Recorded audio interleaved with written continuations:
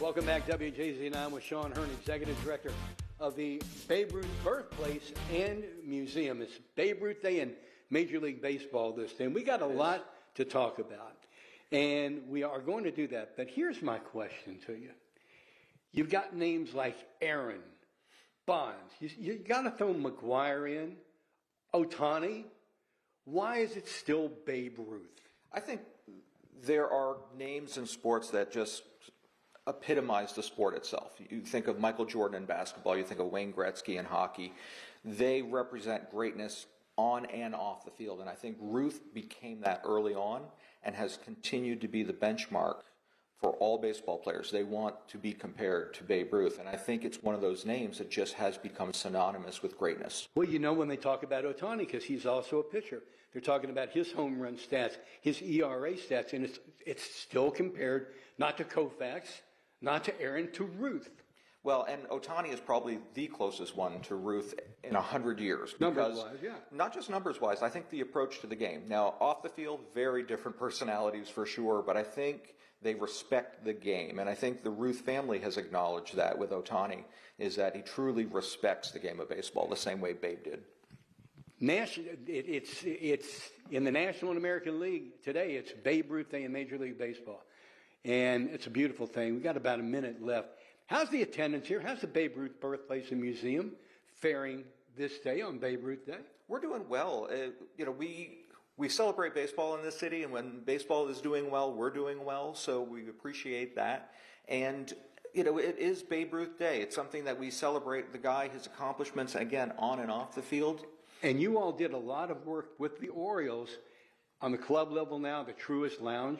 A lot of exhibits are there now. Yes, absolutely. We really appreciate our relationship with the Orioles. We are the official Orioles Museum, and fans that go to the ballpark now, when you go to the club level, you'll see, of course, their World Series trophies, but you'll see a whole bunch more, and we had a lot to do with it, and we're grateful for the opportunity to be with the Orioles. So health-wise, you'd give an A+ to the museum and birthplace? Absolutely, absolutely. It's a good time for baseball in Baltimore. And with all the people that come to town, all baseball fans that come to town from other cities to see their team play the Orioles, a lot of them come here, as Mike Gibbons, our friend Mike Gibbons, a legend in my mind, always used to say on radio, just a short fly ball from Camden Yards. You can see the light standards right from our front door, and we even paint baseballs from our front door to the Babe Ruth statue at Oriole Park. Babe Ruth is an important part of the Orioles, and there would be no Babe Ruth if the Orioles hadn't discovered him. Exactly correct. Coming up next half hour, we're going upstairs to show you something cool and talk about something new that is going to be, it's in the wings right now, but it will be here before not too long. Steve Sosna, it's a beautiful day for baseball. A beautiful day for baseball. You did a great job, finally. Take it away. Welcome back to WJZ at 9 with Babe Ruth Birthplace and Museum.